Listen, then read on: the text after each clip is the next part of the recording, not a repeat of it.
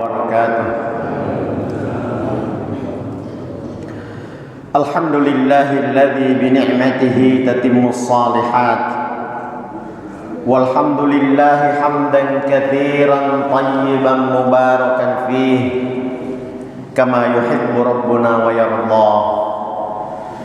Ashhadu an la ilaha illallah wahdahu la syarika lah. Wa ashhadu anna Muhammadan abduhu wa rasuluh. Ya ayyuhalladzina amanu taqullaha haqqa tuqatih wa la tamutunna illa wa antum muslimun. Allahumma salli wa sallim wa barik ala Muhammad wa ala alihi wa ashabihi wa man tabi'ahum bi ihsanin ila yaumiddin. Masyarul muslimin, bapak-bapak, ibu-ibu, jamaah salat subuh yang semoga kita semua senantiasa dirahmati, dicintai, dikasihi dan diridhai oleh Allah Subhanahu wa taala. Alhamdulillah, kembali kita mengucap syukur kepada Allah Subhanahu wa taala atas nikmatnya yang begitu banyak, yang begitu luar biasa, yang telah dilimpah curahkan kepada kita semua, sehingga alhamdulillah di subuh hari ini Allah Subhanahu wa taala memberikan kepada kita kesehatan, kekuatan dan kesempatan untuk kembali hadir majelis ini, majelis ilmu, majelis yang sangat mulia di sisi Allah Subhanahu wa taala, untuk bersama-sama belajar, mentadabburi kitab Allah dan sunnah-sunnah Rasulnya yang mulia sallallahu alaihi wasallam, mengkaji dan merenunginya agar kita bisa mengambil faedah untuk kita jadikan sebagai pedoman, petunjuk dan bimbingan dalam menjalani kehidupan kita di dunia ini. Dengan demikian insyaallah kita akan beroleh kemuliaan, kebahagiaan, keselamatan, baik dalam kehidupan di dunia, terlebih nanti dalam kehidupan akhirat. Pada saat yang sama tidak lupa pula kita senantiasa berselawat kepada baginda Rasulullah sallallahu alaihi wa ala alihi wasallam. Beliaulah yang telah diutus, dipilih oleh Allah untuk mendakwahkan dan mengajarkan dinul haq, agama yang benar, petunjuk untuk menjalani kehidupan kita di dunia ini, agar kita semua berada di atas jalan yang lurus, dijauhkan dari jalan-jalan kesesatan, sehingga kita bisa menjadi umatnya yang insya Allah akan mendapatkan syafaatnya nanti di akhirat, dan mudah-mudahan kita dipertemukan oleh Allah dengan baginda Rasulullah sallallahu alaihi wasallam. Kalau kita mengkaji sirah nabawiyah, kita menemukan bahwa Rasulullah sallallahu alaihi wasallam ini telah menempuh berbagai macam kesulitan hidup. Beliau telah menempuh berbagai macam kesulitan hidup, kesusahan, ya, diboikot, diusir dari tempat kelahirannya, terpaksa dia harus hijrah ke Yastrib atau Madinah, dicaci maki, dihina, direndahkan, dilecehkan, dipersekusi oleh orang-orang kafir Quraisy. Beliau menempuh semua itu untuk apa? Untuk menyebarkan kebenaran. Kadang-kadang beliau tidak peduli dirinya sendiri. Kadang-kadang beliau tidak peduli dirinya sendiri, demi tersebarnya al-haq, demi tersebarnya kebenaran kepada umatnya. InsyaAllah. Maka kita katakan berdasarkan ayat-ayat Al-Quran, sesungguhnya manusia yang paling sayang kepada kita, manusia yang paling cinta kepada kita adalah Rasulullah sallallahu alaihi wasallam. Bahkan lebih cinta dan lebih sayang daripada kedua orang tua kita. Lah kok bisa begitu? Kadang-kadang orang tua itu kepada kita, cinta kepada kita sebagai anaknya, itu lebih kepada kepentingan dunia kita. Kadang-kadang orang tua itu sedih, orang tua itu khawatir kalau nanti kita menjalani hidup dalam kondisi hartanya kurang, ya, diliputi berbagai macam kesulitan. Tapi Rasulullah tidak demikian. Rasulullah sallallahu alaihi wasallam lebih dari itu. Dia tidak hanya mengkhawatirkan kesulitan hidup kita di dunia, tapi lebih dari itu beliau sangat mengkhawatirkan kesulitan, kesengsaraan hidup kita nanti di akhirat. Maka beliau bersungguh-sungguh menyebarkan, mendakwahkan, mengajarkan Islam yang diturunkan oleh Allah kepada umatnya, agar semuanya mendapatkan hidayah, semuanya mendapatkan petunjuk, bisa menjalankan hidup atau menjalani hidupnya di atas petunjuk, melaksanakan ibadah, amal saleh dan ketaatan kepada Allah SWT. Masya Allah. Coba kita lihat, sebelum beliau diangkat menjadi Rasul, ya kehidupannya lumayan, ya, berdagang ke Syam, dapat harta. Istrinya juga adalah seorang saudagar yang kaya raya, yaitu siapa nama istrinya yang pertama?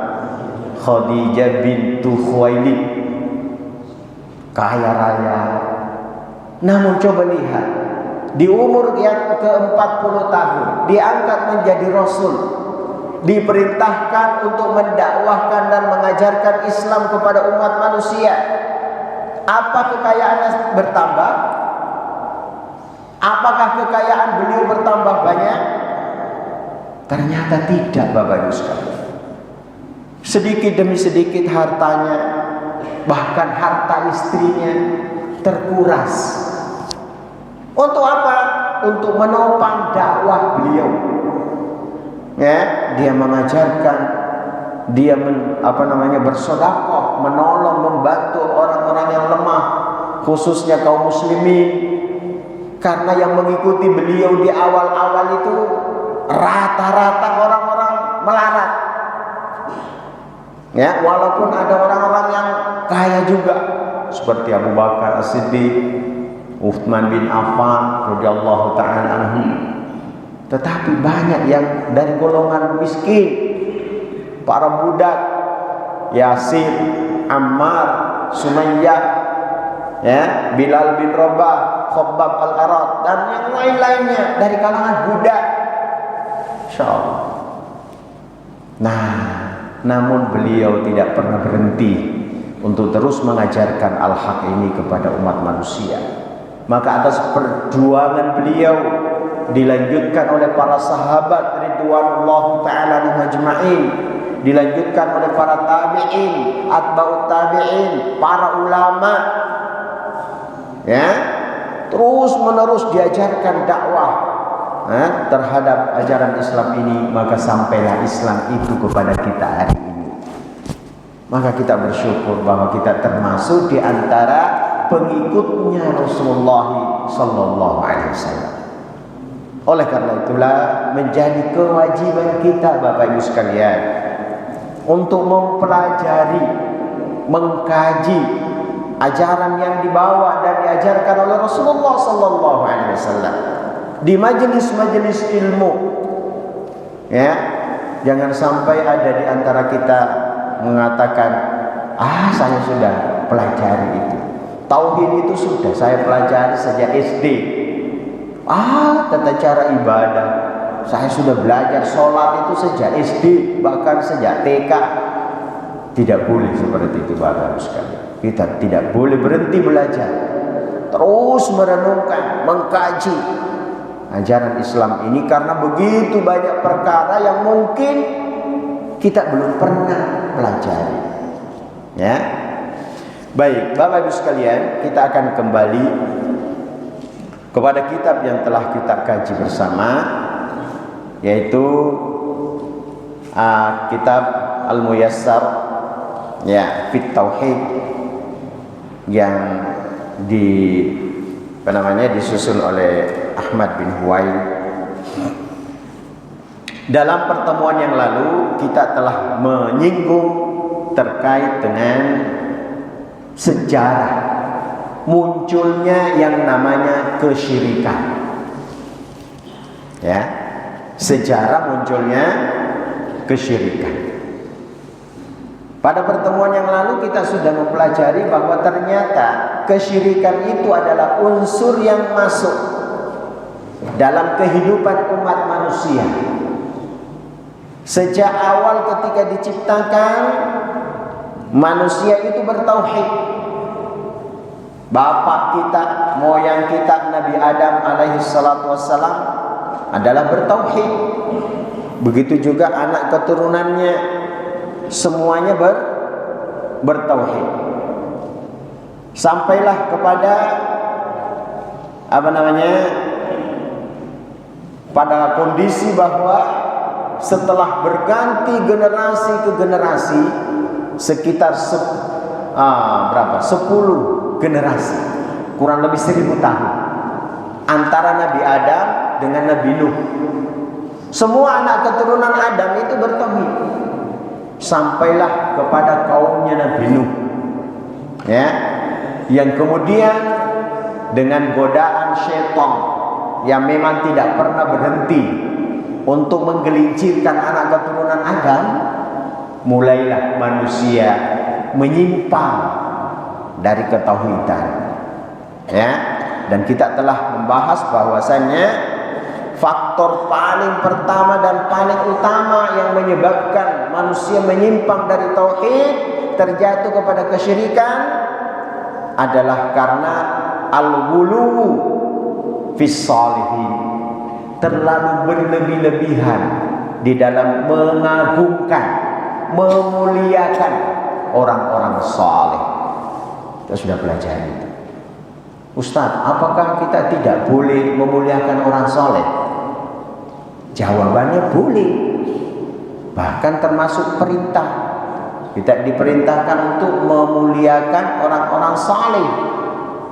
Tetapi tidak boleh sampai pada taraf mengagungkan, melebihi kapasitasnya sebagai manusia. Tidak boleh. Dan ini yang terjadi banyak sekarang, Bapak Ibu sekalian.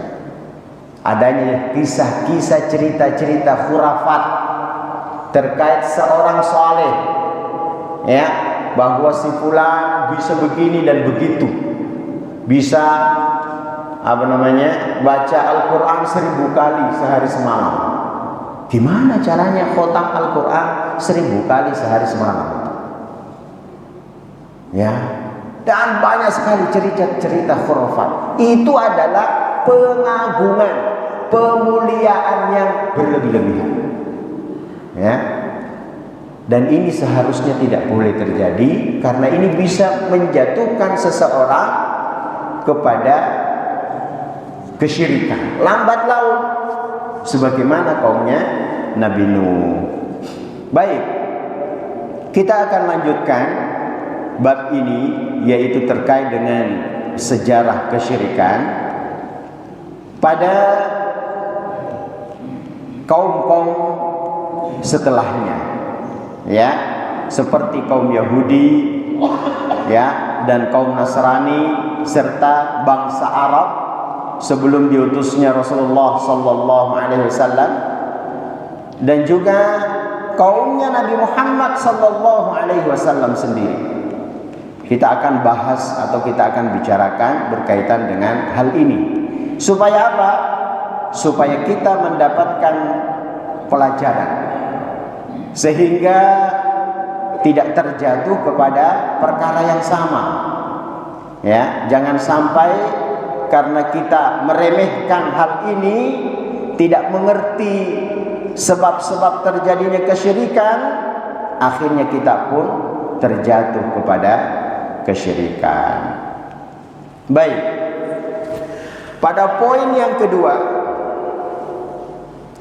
asyirku fi qaumi Musa, terjadinya kesyirikan pada kaum Nabi Musa.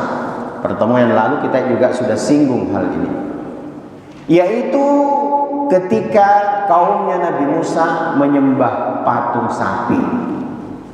Ya, ketika kaumnya Nabi Musa menyembah patung sapi, yaitu patung yang dibuat-buat oleh seorang, awalnya dia adalah pengikutnya Nabi Musa, namanya juga Musa, yaitu Musa Samiri. Dia buat patung dari emas, patung sapi.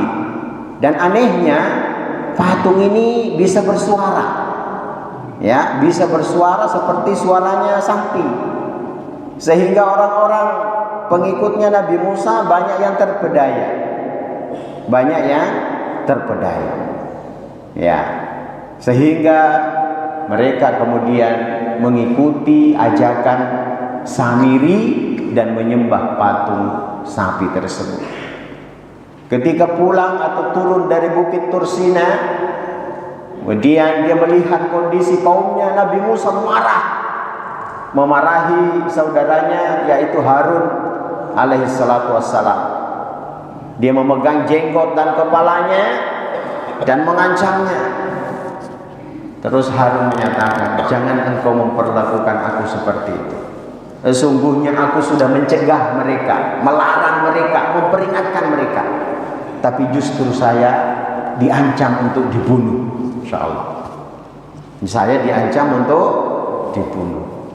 Maka turunlah perintah Allah kepada kaumnya Nabi Musa yang melakukan kesyirikan, yaitu dengan saling membunuh di antara mereka, berhadap-hadapan, bawa senjata tajam, saling membunuh di antara mereka. Ada yang terbunuh, ada yang masih hidup. Itulah bentuk pengampunan, penerimaan ampun oleh Allah Subhanahu wa taala terhadap kaumnya Nabi Musa yang melakukan kesyirikan tadi. Baik, kita lanjutkan dengan yang ketiga, yaitu kesyirikan asyirku fin nasara.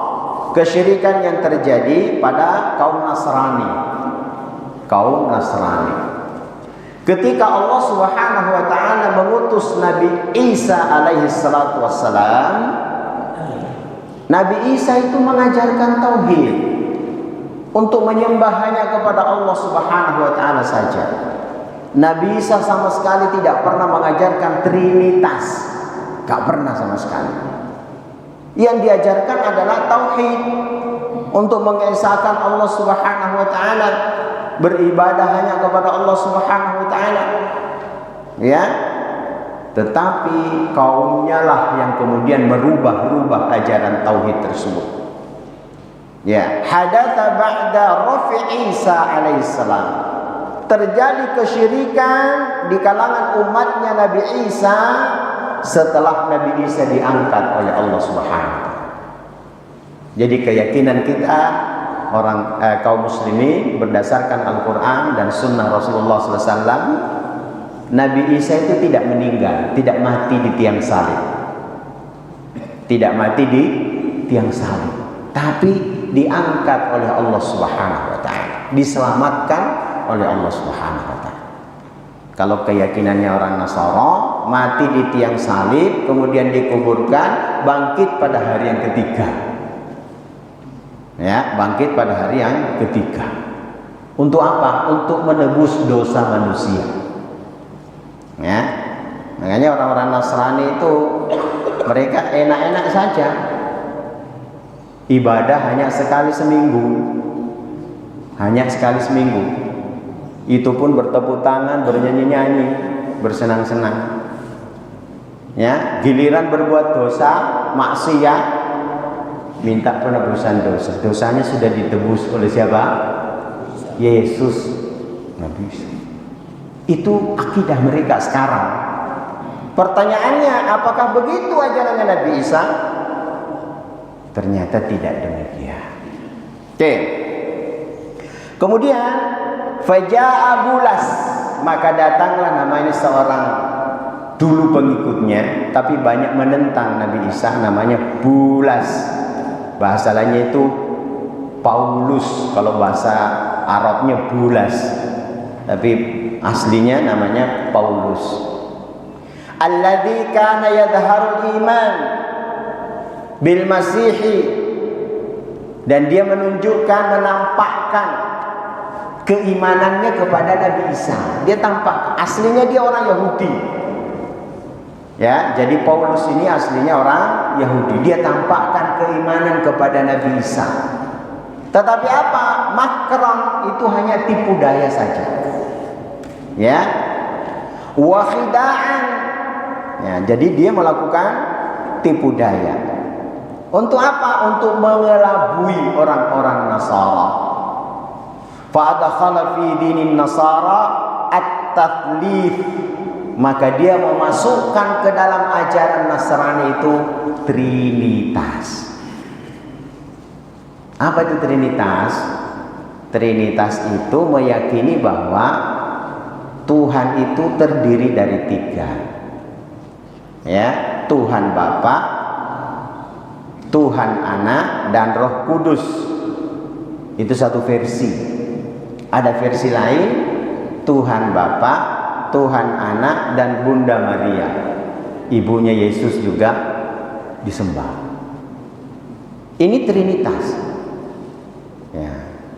Kemudian wa ibadatas salib, dan beribadah kepada salib. Nah, kalau bahasa Arabnya as-salib, salib, tapi bahasa Indonesianya salib. Menyembah salib. Ya. Wa katsiran minal wataniyat, dan banyak di antara ritual ibadah itu sebenarnya adalah melakukan penyembahan terhadap berhala. Ya, penyembahan terhadap berhala. Makanya nek jenengan lihat di beberapa gereja-gereja yang lama itu banyak patung-patung, bahkan patung-patung santo-santo mereka, orang-orang suci mereka, pendeta-pendeta mereka, rahib-rahib mereka dipasang di sudut-sudut gereja mereka. Ya, itu yang terjadi. Nah, awalnya juga karena terlalu mengagungkan dan berlebih-lebihan dalam memuji Nabi Isa. Nabi Isa manusia yang luar biasa. Dia santun, dia banyak memberi nasihat, dia banyak berbuat kebaikan, beribadah kepada Allah. Nabi Isa namanya Nabi. Tetapi tidak boleh meletakkan dan menempatkan siapapun, ya, dan memuliakan mereka serta mengagungkan mereka melebihi kapasitasnya sebagai nabi, sebagai manusia. Tidak boleh. Ya, sebagaimana hadis yang paling sering kita dengarkan, Rasulullah melarang kita memuji diri beliau. La tutruni kama atratin nasara ibna Maryam. Jangan engkau berlebih-lebihan dalam memujiku. Jadi memuji Rasulullah dan memuji nabi-nabi yang lain tidak boleh berlebih-lebihan. Ya, tidak boleh berlebih-lebihan. Kenapa? Karena itu wasilah yang bisa menyebabkan seseorang ketika berlebih-lebihan dalam memuji dan mengagungkan serta memuliakan, itu wasilah untuk masuknya ya bibit-bibit kesyirikan. Dan ini bahaya. Ya. Kama ataratin Nasara Isa bin Maryam, sebagaimana orang Nasara berlebih-lebihan di dalam memuji Nabi Isa putra Maryam. Fa innama ana abduh, sesungguhnya aku ini hanyalah hamba Allah. Faqulu abdullahi wa rasuluh, maka katakanlah ya hamba Allah dan Rasulnya. Ya. Kemudian dalam surat An-Nisa ayat 171 Allah Subhanahu wa taala berfirman, ya ahlal kitab, wahai ahli kitab. Siapa ahli kitab? Yahudi dan Nasrani. La taghlu fi dinikum, janganlah kalian berlebih-lebihan di dalam agama kalian. Wala taqulu 'ala Allahi illal haqq, dan janganlah kalian mengucapkan ucapan-ucapan tentang Allah kecuali yang benar. Tidak boleh kita berucap tentang Allah kecuali ada keterangan yang datang dari Allah. Khususnya atau termasuk perkara gaib, Bapak Ibu sekalian. Kalau sudah berbicara tentang perkara gaib, kita hanya boleh menerimanya berdasarkan wahyu yang datang dari Allah Subhanahu wa taala. Ya, tidak boleh kemudian kita melibatkan perasaan dan pikiran. Oh, nanti hari kiamat itu begini. Oh, nanti di akhirat itu seperti ini. Oh, di alam kubur itu begini dan begini. Tidak boleh. Kenapa? Karena perkara gaib hanya Allah yang tahu. Kita manusia, kita hamba, kita manusia ini tidak ada yang tahu. Ya, dalam urusan perkara gaib kita serahkan kepada Allah Subhanahu wa taala. Apa yang Allah tetapkan dalam kitabnya, apa yang Allah tetapkan melalui lisan Rasulnya, itulah yang kita yakini. Ya, tentang malaikat, tentang alam jin, ya, tentang hari kiamat, tentang akhirat, kita hanya boleh mengambilnya berdasarkan apa yang Allah beritahukan kepada kita. Ya, tidak boleh kita menetapkan menurut perasaan dan pikiran kita. Wala taqulu 'ala Allahi illal haq, dan jangan kamu mengucapkan tentang Allah kecuali yang benar. Innamal masihu Isa bin Maryam Rasulullah. Sesungguhnya Al-Masih yaitu Nabi Isa ibnu Maryam, putranya Maryam, bukan ibnullah, bukan putranya Allah.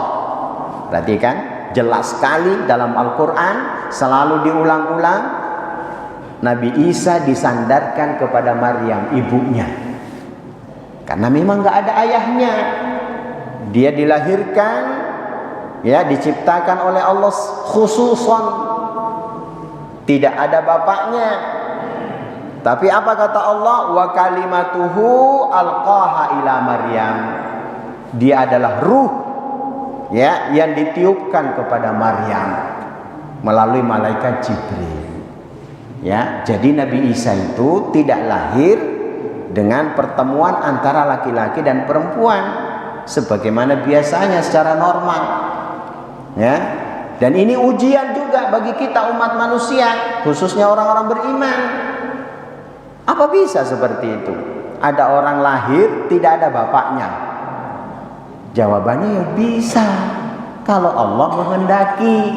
Makanya kalimat di sini ditafsirkan oleh para ulama bahwa idza arada syai'an, ya, ketika Allah menghendaki sesuatu, maka Allah menyatakan apa? Kun fayakun. Jadilah, maka jadilah. Kalau Allah kehendaki nggak ada mustahil. Jangankan kok Nabi Isa lahir ada ibunya. Ada manusia lahir tidak ada. Ada manusia lahir tidak ada bapaknya dan tidak ada ibunya. Siapa? Nabi Adam. Jangankan kok Nabi Adam, alam raya sebesar ini, seluas ini, Allah bisa ciptakan. Konon manusia hanya, ya, satu orang, Nabi Adam. Masya Allah. Jadi kita yakini bahwa Allah Subhanahu wa taala yang telah menciptakan menurut kehendak Allah. Ya, kalau kita berpedoman bahwa manusia bisa, ya, tercipta dengan perantaraan ada orang tua, ada ayah dan ibunya secara normal dan tidak mengembalikan kepada kuasa Allah, ya mungkin saja tidak masuk akal. Tapi kalau kita kembalikan kepada kekuasaan Allah, tidak ada yang mustahil bagi Allah. Ya, oke. Itu ayatnya. Surat An-Nisa ayat 131. Kemudian dalam ayat yang lain, ya, Allah Subhanahu wa taala, jadi Paulus tadi, Bapak Ibu sekalian, Paulus tadi itu Dia merubah-rubah agamanya Nabi Isa. Dia merubah namanya agamanya Nabi Isa. Yang awalnya diajarkan Nabi Isa berupa tauhid, itu dirubah jadi trinitas. Jadi agama yang berjalan di kalangan orang-orang Nasara saat ini itu bukan ajarannya Nabi Isa, tapi ajarannya siapa? Ajarannya Paulus. Pauluslah yang merubah-rubah ajarannya Nabi Isa. Nabi Isa memerintahkan untuk khitan. Apa khitan? Bersunat. Paulus mengatakan tidak apa-apa tidak bersunat. Nabi Isa mengajarkan tidak boleh makan babi. Paulus mengajarkan boleh makan babi. Dan seterusnya banyak yang dilanggar oleh Paulus. Nah, pada saat Paulus mendakwahkan ajarannya yang menyimpang ini, umatnya Nabi Isa itu masih banyak yang bertauhid sesuai dengan apa yang diajarkan Nabi Isa. Berjalan waktu, golongan yang menyimpang dengan golongan bertauhid ini selalu tengkar, selalu bertengkar, ya, sampai ratusan tahun. Tibalah suatu masa ketika Syam, tempat perkembangannya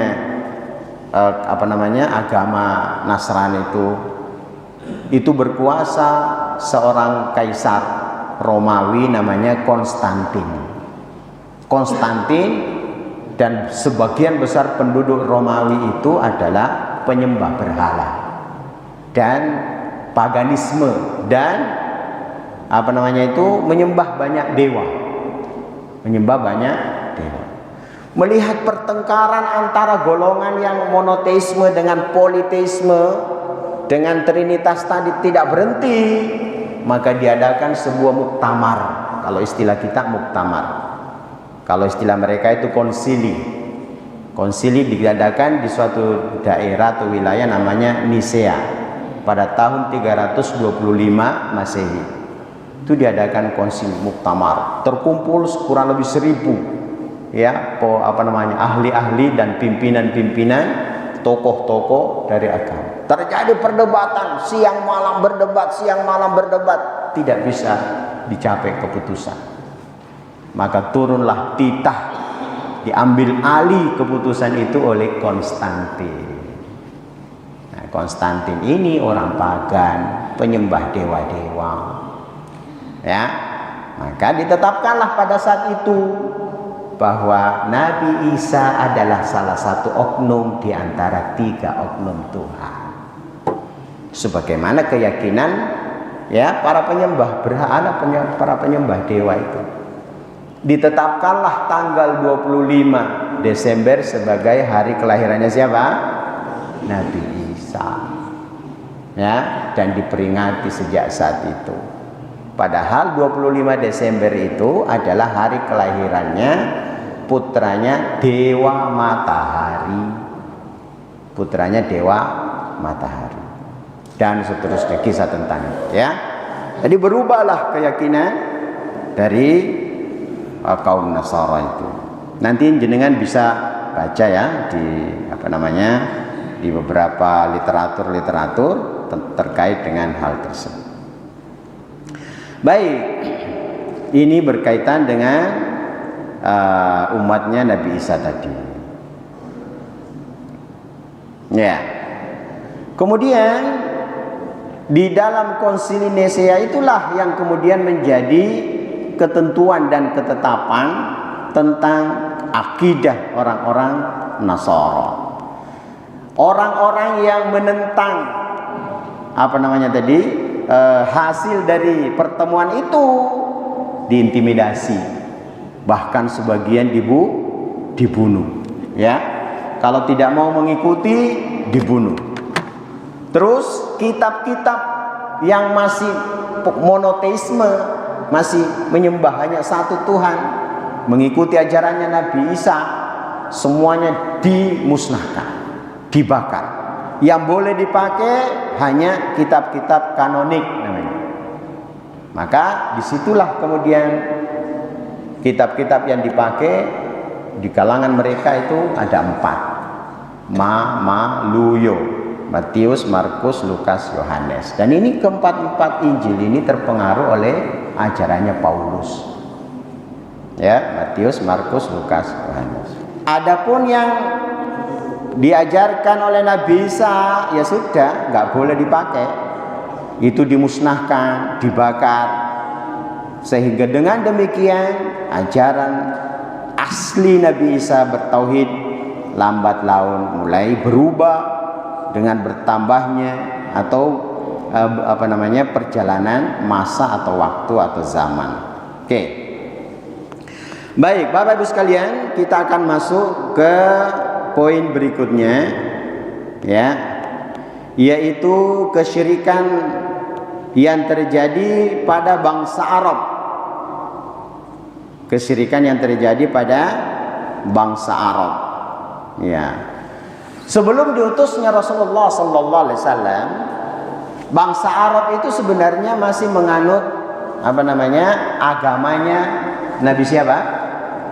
Nabi Ibrahim dan Nabi Ismail.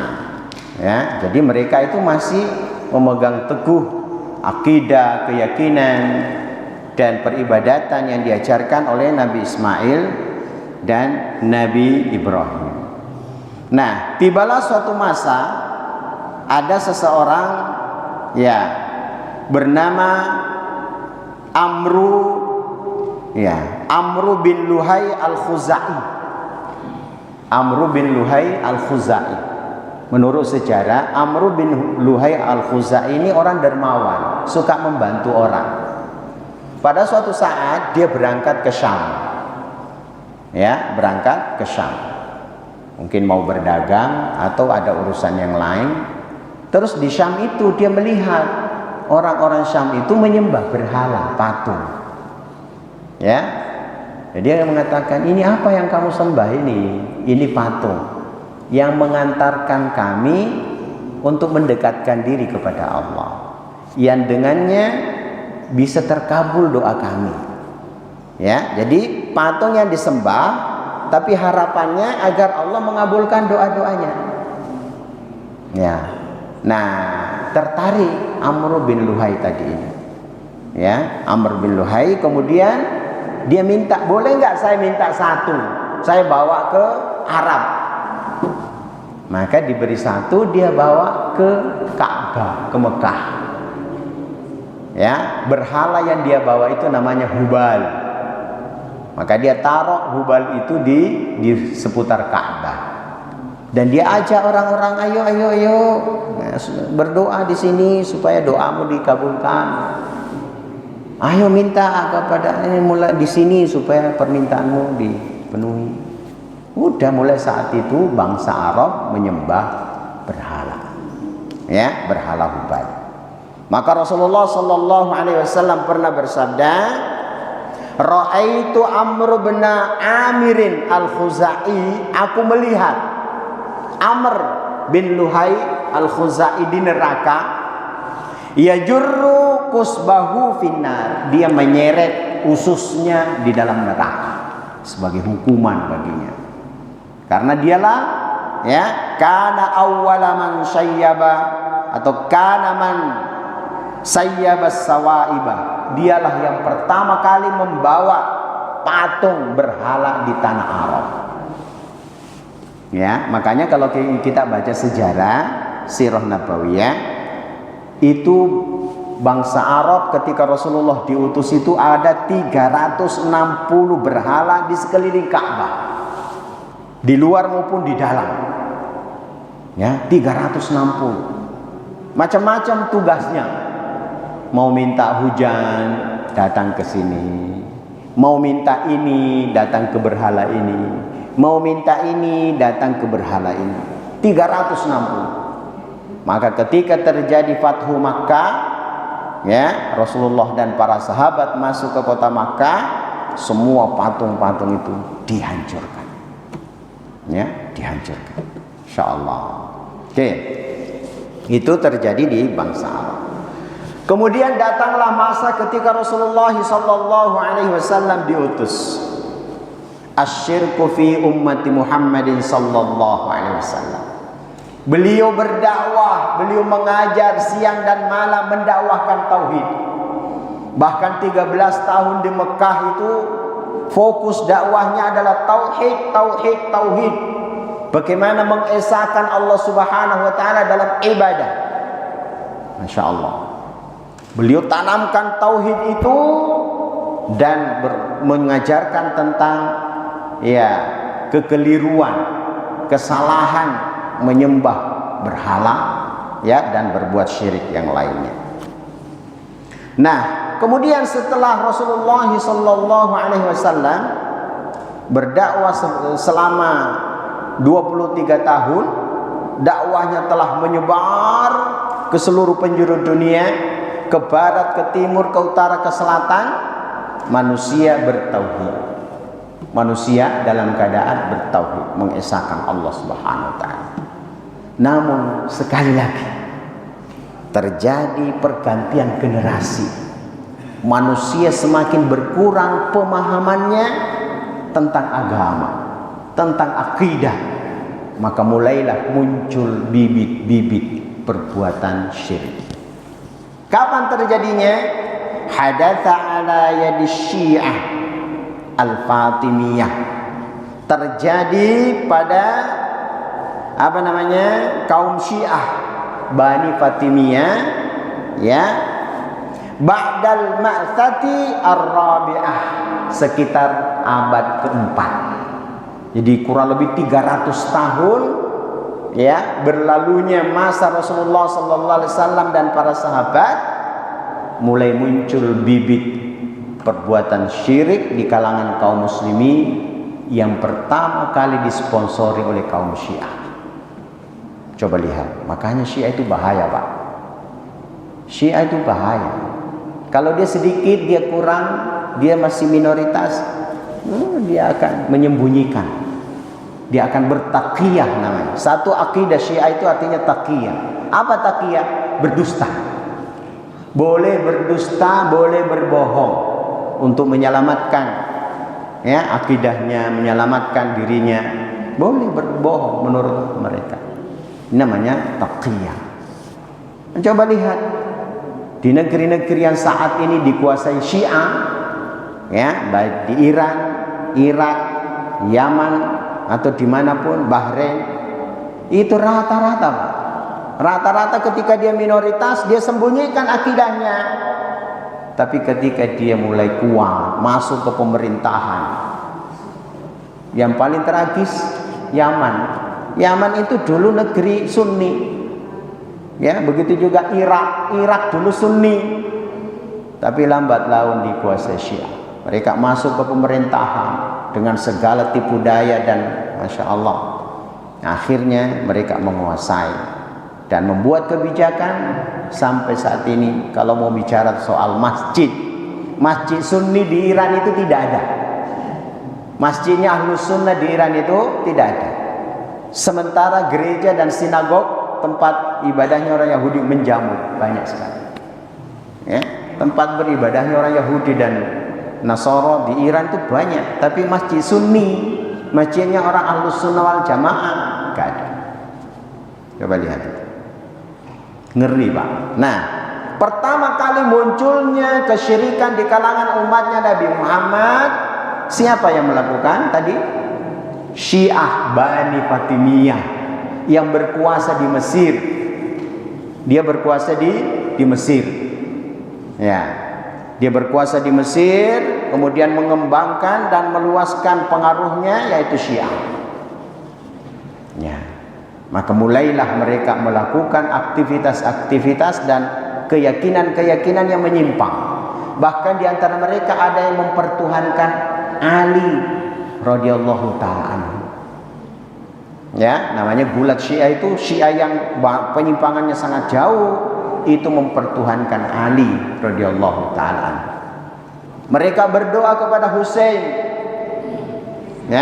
Makanya doa-doa mereka ketika ibadah ritual itu Madad ya Husain, Madad ya Husain. Mereka selalu menyeru nama Husain. Lebih banyak mereka seru nama Husain daripada nama Nabi kita Muhammad sallallahu alaihi wasallam. Lihat, Pak. ibadahnya juga beda, sholatnya ya beda. Ya, sholatnya ya beda. Kalau jenengan lihat ada orang sholat gini-gini, dia tepuk-tepuk pahanya, ya. Kemudian bacaan sholatnya yang sangat beda. Ya, yang tidak dilandasi hadits-hadits yang datang dari Rasulullah sallallahu alaihi wasallam. Kita lanjutkan. Kemudian hinama banau masyahida alal kuburi, ketika mereka orang-orang Syiah tadi, Bani Fatimiyah, itu mulai membangun masyhad-masyhad, tempat-tempat berkumpul, bangunan-bangunan di atas kubur-kubur. Hati-hati Pak, ya, hati-hati. Ini kenyataan sejarah. Ini kenyataan sejarah. Jadi mereka membangun bangunan yang megah, yang bagus sebagai tempat berkumpul manusia di atas kuburan. Kuburannya siapa? Kuburannya orang-orang saleh menurut mereka di kalangan mereka. Ya. Kalau jenengan lihat di Karbala ada kuburannya Husain, Masya Allah, itu luar biasa. Ya. Dan dulu kalau jenengan merunut sejarah, ya, merunut sejarah, jenengan bisa lihat gambarnya pekuburan Baqi di Madinah, pekuburan Baqi di Madinah itu dulu penuh dengan bangunan-bangunan, penuh dengan bangunan-bangunan. Jenengan bisa searching gambar-gambarnya, ada di Google, itu ada gambar bangunan-bangunan di pekuburan Baqi. Ya, di kalangan orang-orang yang saleh menurut anggapan mereka. Kemudian ketika Ibnu Saud kemudian menguasai Saudi, itu semua diratakan bangunannya, sehingga jadilah pekuburan Baqi sebagaimana yang jenengan saksikan kalau naik haji atau umroh. Dan seperti itulah yang sunnah. Sebagaimana datang riwayat-riwayat begitu banyak hadis tentang model pekuburan atau pemakaman sesuai dengan sunnah yang diajarkan oleh Rasulullah sallallahu alaihi wa ala alihi wasallam. Kemudian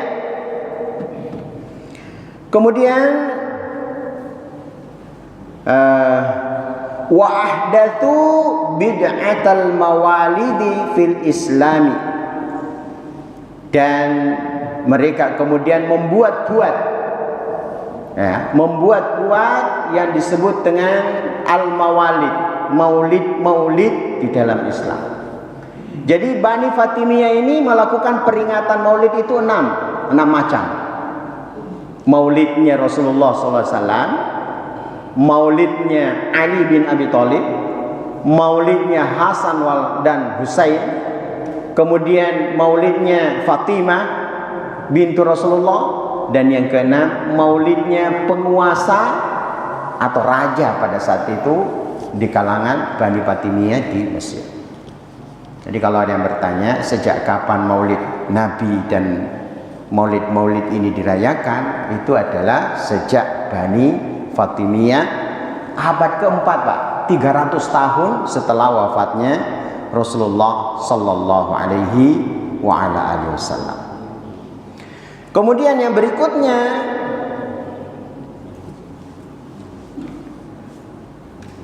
wa kadzalika hadatsa inda zuhurit tasawuf al-munharif mutamatthil bil ghuluwi fil masayikhi wa ashabit turuq.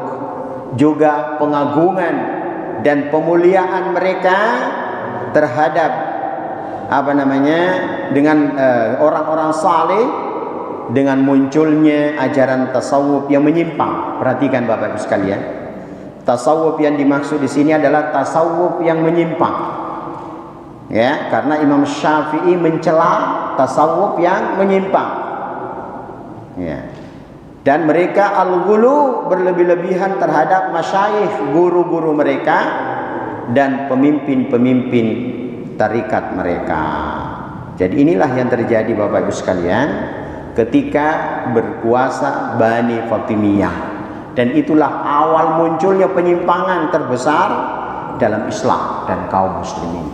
3 abad atau 3 abad setelah berlalunya masa mufaddalah. Tadi dalam Islam itu ada istilah masa mufaddalah, masa yang penuh dengan keutamaan. Apa itu? Masanya Rasulullah beserta para sahabat, masanya tabi'in, dan masanya tabi'ut tabi'in. Inilah masa yang mufaddalah, yang diutamakan.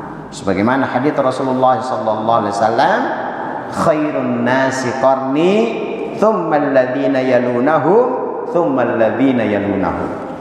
Ya, generasi terbaik adalah di masaku, yaitu generasi para sahabat. Kemudian setelahnya yaitu generasi tabi'in, kemudian setelahnya yaitu generasi tabi'ut tabi'in. Setelah 3 kurun ini, ya 3 kurun mufaddalah ini, mulailah muncul kerusakan-kerusakan, kerusakan akidah, kerusakan ibadah, dan yang lainnya di dalam ajaran Islam. Insyaallah. Kurang berapa menit? Ya, tidak boleh seperti itu. Harus dirinci, ya. Dan memang ayat Quran tidak boleh diingkari. Cuma pemahamannya bagaimana itu yang penting, ya. Oke, barakallahu fikum wa jazakumullahu khairan atas perhatiannya. Semoga apa yang kita bahas di subuh hari ini menjadi ilmu yang manfaat, barokah di dunia wal akhirah. Allah mudahkan kita untuk memahami kebenaran, dan Allah jauhkan kita dari berbagai macam jalan-jalan kesesatan dan penyimpangan. Kita tutup dengan doa kifaratul majelis. Subhanakallahumma wa bihamdika asyhadu an la ilaha illa anta astaghfiruka wa atubu ilaik. Assalamualaikum warahmatullahi wabarakatuh.